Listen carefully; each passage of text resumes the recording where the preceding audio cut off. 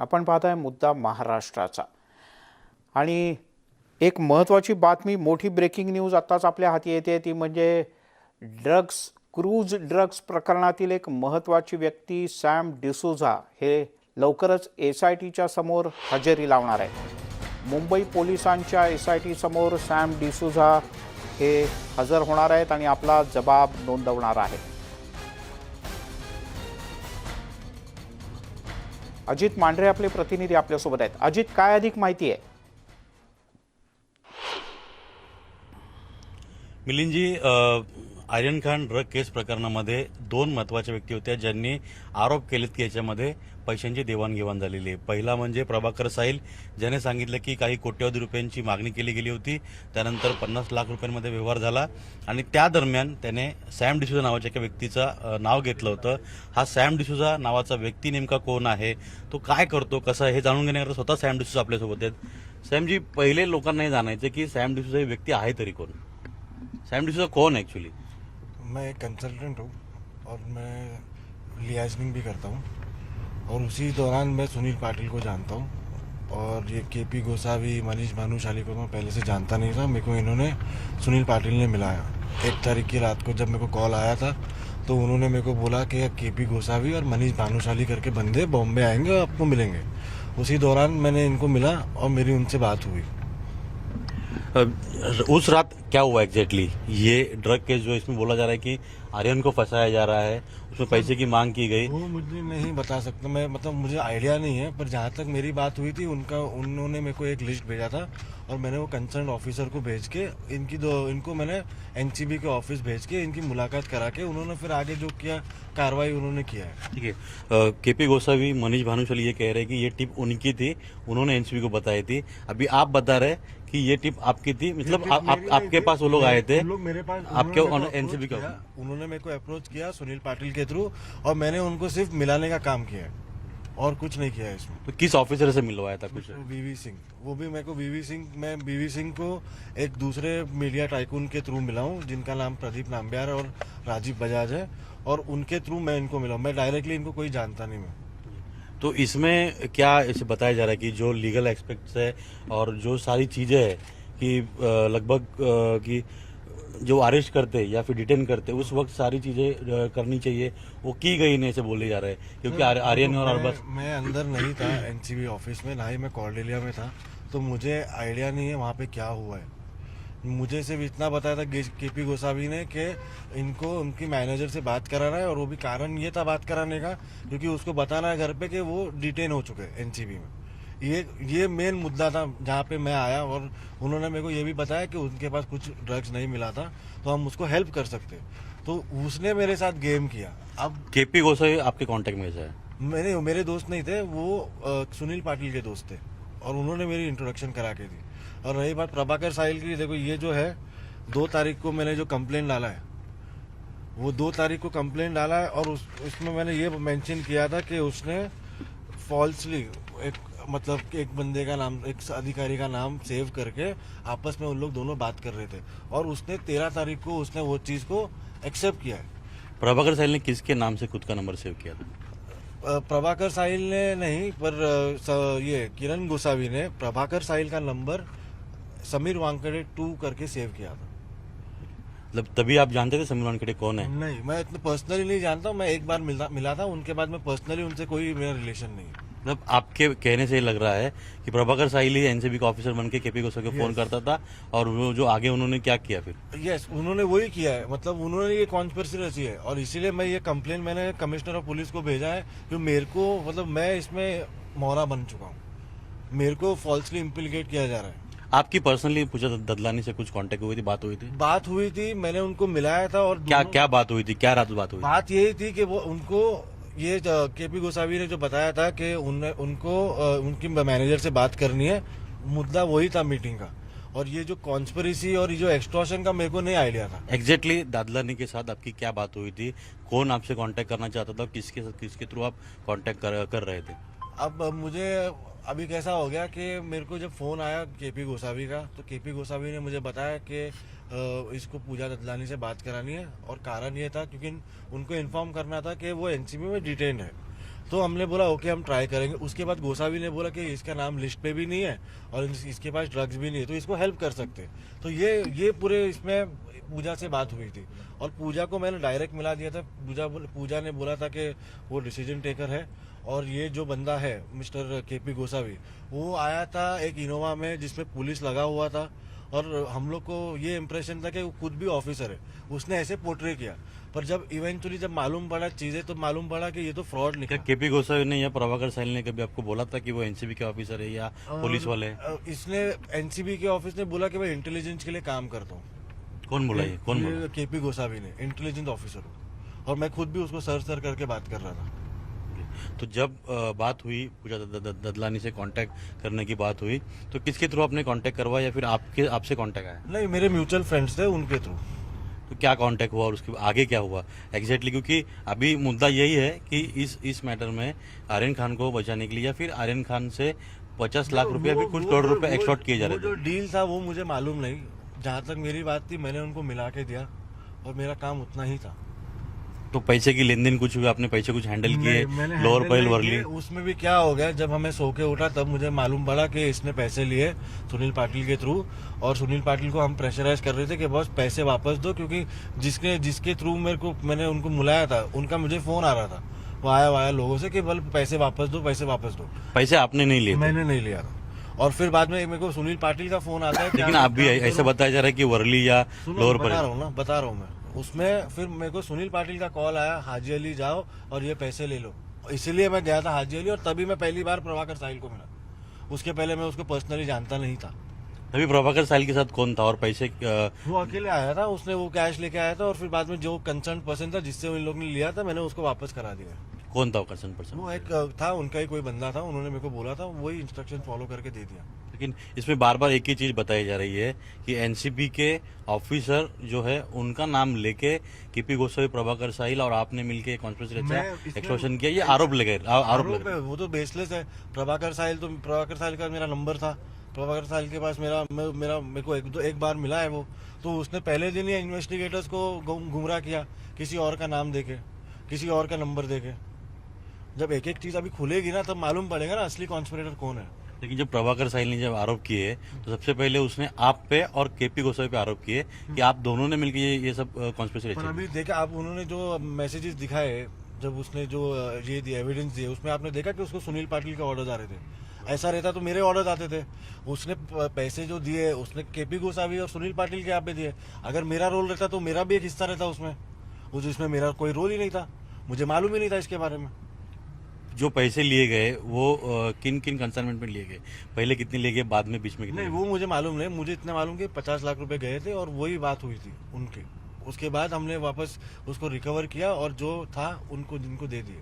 जब केपी गोसावी का इंटरव्यू हमने किया था तब केपी गोसावी का ये कहना था कि हमारी तो जान पहचान नहीं थी ददलानी से, और सैम डिसूजा जो है उन्होंने बार बार हमको फोर्स किया कि ददलानी से मिलो, और उसके बाद में उनका व्यवहार हुआ था, हमको कुछ पता नहीं था। मेरे को फोन आए तब इसने मेरे को बताया, तब मैंने इतना पूछताछ किया, वरना मैं इसमें पढ़ता भी नहीं। सुनील पाटिल को आप कब से जानते हो? 1-1.5 साल से। ये कभी ऐसे ही कुछ मामला, कभी कुछ बात हुई थी कभी? किसके बारे में? ये ऐसे ड्रग केस रहेगा या दूसरा कोई केस रहेगा जिसमें ऐसे किसको मदद करना या फिर कुछ ऑफिसर से मिलवाना है, क्या टिप देना या कुछ करना है? उसके कनेक्शन अच्छे थे और वो मतलब कैसे मंत्रालय में उठते बैठते तो उनके पास अच्छे नेटवर्क है। पर ऐसा कुछ काम उन्होंने कभी मेरे साथ तो ऐसा हुआ नहीं। पर जहाँ हाँ कुछ काम लगता था तो वो मेरे को हेल्प करते थे, बोले इसको मिल लो उसको मिल लो। नवाब मलिक ने मंत्री जो है उन्होंने प्रेस कॉन्फ्रेंस ली थी, आपके ऊपर थेट एलिगेशन किए थे उन्होंने कि आप इस तरह से ट्रैप लगाते हो, लोगों को फंसाते हो, आप केपी गोसावी, प्रभाकर साहिल ये सब जो है। उसके बाद में मैं देखो, मैं उन लोग को पर्सनली जानता नहीं, पहली बार मिला हूँ। अगर पहले मिला होता और मेरे दोस्त रहते तो बात अलग है। आप CDR निकालिए, आप चेक कर लीजिए, मेरा उनके साथ कोई ताल्लुकात ही नहीं है। मैं सुनील पाटिल को जानता हूँ और ये सुनील पाटिल के आदमी लोग हैं। अब मैं नहीं मानूं कि उन लोग का क्या काम था और क्या काम नहीं है। लेकिन जब पैसे दिए गए, आपको पता चला पैसे दिए गए, तो फिर आपने वो पैसे रिटर्न आपने बोला या सुनील पाटिल ने बोला कि रिटर्न पैसे दे दो कि ये व्यवहार अपने को नहीं करना? नहीं, सुनील पाटिल ने फोन करके बोला कि वो पैसे जाके ले लो, क्योंकि हमने बहुत प्रेशराइज किया सुनील पाटिल को और बहुत गाली गलौज भी किए, क्योंकि क्या है कि मेरे पे इल्जाम आ रहा था कि तूने मिला है, तूने पैसे लिए। अब सामने वाला तो उन लोगों को जानता नहीं था, तो मैं कैसे कैसे करके बहुत मेहनत से वो पैसे को रिकवर करके उनको वापस दे दिया। तो जब ये आरोप प्रभाकर साहिल ने किए तब ये चीज़ें सामने आई। अगर आपने खुद इतना सफ़र हुए हैं, आप कह रहे कि आपने पैसे जो एक्सटॉर्ट किए थे वो रिटर्न करवाए, आपने रिटर्न करवाए। इसमें मैं खुद विक्टिम हूँ। इन्होंने मेरे को मिसगाइड किए, मिस्टर सुनील पाटिल और केपी गोसावी ने मिसगाइड किए मेरे को। इन लोग ने एक ऑफिसर को नकल करके बात करा के हमें मिसगाइड किए। तो आप किस ऑफिसर के कांटेक्ट में थे? आपने जो वीवी सिंह का नाम लिया। मैं कांटेक्ट में नहीं था, मैंने सिर्फ मिला के दिया था। मेरी उससे कोई पर्सनल बात नहीं हुई थी और ये सब बारे में मैं बात भी नहीं करता किसी से। या इस दौरान पूजा ददलानी से आपकी बात हुई, आर्यन खान से भी कुछ बात हुई थी? नहीं, क्योंकि जैसे बताया जा रहा है, केपी गोसावी बता रहा था कि उसने आपसे कांटेक्ट करवाया था आर्यन का, और उसके बाद में फिर ददलानी से कांटेक्ट हुआ था। नहीं बॉस, मेरी तो बात क्योंकि आपको कंफर्मेशन चाहिए था कि आर्यन एनसीबी के कस्टडी में है। नहीं, मेरे से तो कोई बात नहीं हुई थी ना। मैंने उसने मेरी कोई बात भी नहीं कराई, ना मैंने कभी आर्यन खान से कभी बात किया। जो पैसे आप हजेली गए उसके बाद में? मैं नहीं गया था, वो उन्होंने किसी के उनके ड्राइवर के थ्रू उनका ये हुआ था। तो आप पैसे लेने कहाँ पे गए थे फिर? मैं पैसे लेने की, मेरे को सुनील पाटिल ने बोला था एक काम करो कि आप उधर जाइए और पैसे ले लिए और जिनका है उनको दे दीजिए। तो आपने लिया और किसको दिया? वो मैंने जो पूजा ददलानी के हस्बैंड थे उनको दिया। अभी आपकी इंक्वायरी हो रही है, किन किन एजेंसियों ने आपसे कांटेक्ट किया और आपकी किन्होंने इंक्वायरी की, कितने घंटे इंक्वायरी चली? वो तो मेरी दिल्ली में इंक्वायरी हो चुकी है, मैंने उनके साथ फुल कोऑपरेट किया है और उन्होंने मेरे साथ भी बहुत अच्छे से मतलब they have treated me very well. अब मैं जा रहा हूँ मुंबई एसआईटी और I am going to give my statement there also. NCB ने आपकी इंक्वायरी की थी? यस। और मुंबई एसआईटी में आपने कुछ अप्रोच किया था इसके पहले भी? नहीं, मैंने अप्रोच नहीं किया, मैं आज पहली बार जाने वाला हूँ उनके पास। तो ये पूरा मामला जो है आपके कहने के हिसाब से एक फेक ऑफिसर, मतलब उसके नाम में समीर वानखेड़े नाम से प्रभाकर साहिल का नंबर सेव था, प्रभाकर साहिल केपी गोसावी के मोबाइल में, और केपी गोसावी, प्रभाकर साहिल और सुनील पाटिल, इन तीनों ने मिलके इन्होंने एक कॉन्स्पिरेसी रची है। और जब एक एक खुलासा होएगा आपको सच्चियत मालूम पड़ेगी, असलियत सबकी जो बाहर आ जाएगी। अभी बहुत सारी चीज़ें सामने ही है, मतलब केपी गोसावी रहेगा, सुनील पाटिल रहेगा, प्रभाकर साहिल रहेगा, एनसीबी कुछ ऑफिसर्स के नाम लिए जा रहे हैं। आपको ऐसी कुछ चीज़ कहनी है कि जो अभी तक सामने नहीं आई है, और कुछ ऐसा जो है जो आपको निर्दोष साबित कर सके? देखो, मैंने तो जो चीज़ बताई है, मैंने 2 तारीख को कंप्लेन किया है, वो चीज़ अभी एक एक चीज़ बाहर आ रही है और जो असलियत आ रही है। अब सुनील पाटिल मेरे को दूसरे लोगों के थ्रू मुझे कांटेक्ट करने की कोशिश कर रहे हैं और मैं नहीं कांटेक्ट में आ रहा हूँ उनके, तो मुझे ये भी डर है कि वो कुछ कर देवे मुझे। तो क्या डर क्या है आपको? डर ये है कि मेरे घर पे कॉल आ रहे हैं, मेरे घर के नीचे लोग आ रहे हैं, तो मुझे ये है कि मैंने मेरे लॉयर के थ्रू उनको बोला है कि मुझे प्रोटेक्शन की मांग की है गवर्नमेंट से। अब देखते हैं गवर्नमेंट क्या रिएक्शन देते हैं।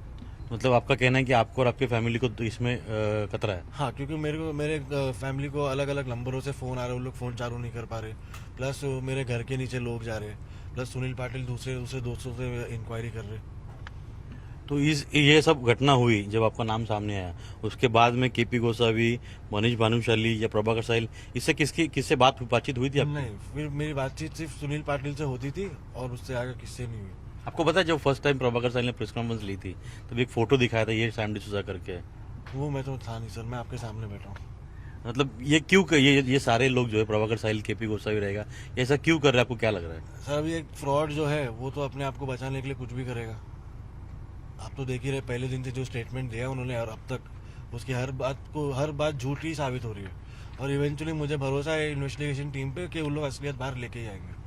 एक चीज़ पूछना चाहता हूँ कि वीवी सिंह जो एनसीबी के ऑफिसर है, वो और आपके बीच एक बातचीत हुई थी कि आप एनसीबी में उसमें एक मेरा सवाल कंप्लीट करता हूँ कि आप एनसीबी में कभी इंक्वायरी के लिए जा रहे हो, बुला रहे हो, ऐसा कुछ एक कन्वर्सेशन था। हाँ, वो कन्वर्सेशन लीक हुआ था। हाँ, वो क्या हो गया था कि मुझे यहाँ से समन आया था कोई वीड बेकरी केस में जिसमें मेरा कोई रोल नहीं था, तो उन्होंने मुझे बुलाया, उन्होंने पूछताछ किया, मेरा फ़ोन पूरा उनके लेके उनका जो प्रोसीजर है वो किसने लिया था? वही एनसीबी ऑफिशियल्स ने, और उन्होंने स्कैन वैन किया और जब उनको मालूम पड़ा कि मेरा कुछ इसमें है नहीं तो मेरे को छोड़ दिया गया था। मेरा सवाल ये था कि नवाब मलिक इन्होंने एक प्रेस कॉन्फ्रेंस ली थी, उसमें आपका एक ऑडियो दिखाया गया था, आप और वीवी सिंह ऑफिसर जो है वो बातचीत कर रहे थे, तो वो ऑडियो लीक हुआ था। हाँ, वही तो उसने जिसमें मेरे को समन किया था, तो मैंने उनको फ़ोन करके पूछा कि सर मुझे कब आना है, क्योंकि मैं डर गया था, क्योंकि मेरे नाम पे एक केस नहीं है, ना मैं ये सब में हूँ।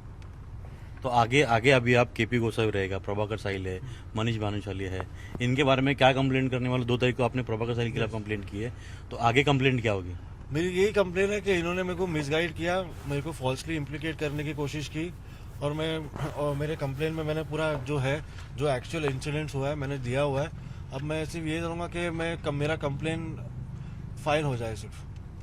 सवाल एक यही है, फिर से वही आ रहा है कि आर्यन खान, क्योंकि आप इस पूरे मसले में हो, इस पूरे मैटर में आप हो, तो क्या आर्यन खान के पास ड्रग नहीं मिला था, लेकिन आर्यन खान इस पूरे ड्रग ट्रेल में था? अब ऐसा है कि जैसे किरण गोसावी जिसने मेरे को बताया वो मैंने आपको बताया, मैं तो एनसीबी के अंदर गया नहीं था तो मैं बोल नहीं सकता। तो उसने मेरे को जो मैसेज भेजा था, उसने जो मेरे को बताया, मैं आपको वो बता रहा हूँ।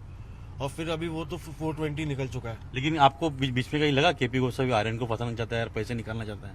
नहीं, मेरे को लगा वो जेन्युइनली हेल्प करना चाह रहे। जब ये सब खुलासा हुआ तब मालूम पड़ा कि वो बहुत बड़ा फ्रॉड है। उनकी पूरी जब हिस्ट्री निकली तब मालूम पड़ा। तो इसके आगे जाके भी आप जो पंकज जादव जी है उनको मिले, आपने कोर्ट में एंटीसिपेटरी फाइल की थी, वो रिजेक्ट हो गई, बाद में आप एजेंसी के सामने जा रहे हो, तो अगली मूव आपकी क्या रहेगी? वो मेरे लॉयर ही बोलेंगे आपको। पंकजजी, काय असेल साधारणपणे आता पुढचा आपण पाहिलं तर पाऊल काय असेल? आता तर सध्या आम्ही SIT मध्ये जाऊ, पोलिसांना मुंबई SIT मध्ये ज्या ज्या पद्धतीने जी चौकशी चालू आहे त्या चौकशीला समोर जाऊ। त्यानंतर जी तक्रार यांनी 2 नोव्हेंबरला जी केलेली आहे त्या तक्रारीच्या अनुषंगाने पुन्हा आम्ही पोलिसांना भेटू आणि त्याबाबत हे जे चौघजण आहे, चौघजणांची जी चौकडी आहे, ज्यांनी हे षडयंत्र रचलेलं आहे आणि ते पैसे उकळण्याचा जो प्रयत्न त्यांनी केला होता आणि त्याच्यामध्ये सॅम डिसूजाला त्यांनी गुंतवण्याचा प्रयत्न केला, त्याचा चुकीचा वापर करून घेतलाय ह्या पूर्ण त्यांच्या षडयंत्रामध्ये, तर ह्याची चौकशी केली जावी आणि त्यांच्यावर गुन्हा दाखल करण्यात यावा। जर पोलीस त्या पद्धतीने जर पूर्ण चौकशी करून त्यांच्या लक्षात आलं आणि त्यांनी गुन्हा दाखल केला तर चांगलंच आहे। जर तसा गुन्हा दाखल होत नसेल तर आम्ही वेळ पडली तर कोर्टामध्ये जाऊन अंडर सेक्शन 156(3) CRPCच्या तरतुदीनुसार आम्ही कोर्टामध्ये जाऊन FIR दाखल करण्यासाठी नक्की प्रयत्न करू। बहुत सारी चीज़ें बताई जा रही कि किसका कहना है कि हम लोग मुंबई पुलिस के पास गए तो हम लोग फंस जाएंगे, किसका कहना है कि हम लोग एनसीबी के पास गए तो फंस जाएंगे। विटनेसेस या जो जिनके आरोप हुए हैं, आपको किस एजेंसी से डर लगता है या फिर? मेरे को किसी से डर नहीं है, क्योंकि मैं जो बात करने वाला हूँ सब सच्ची बात करने वाला हूँ, तो इसमें मेरे को कोई डर नहीं, ना मेरे को एजेंसी से डर है ना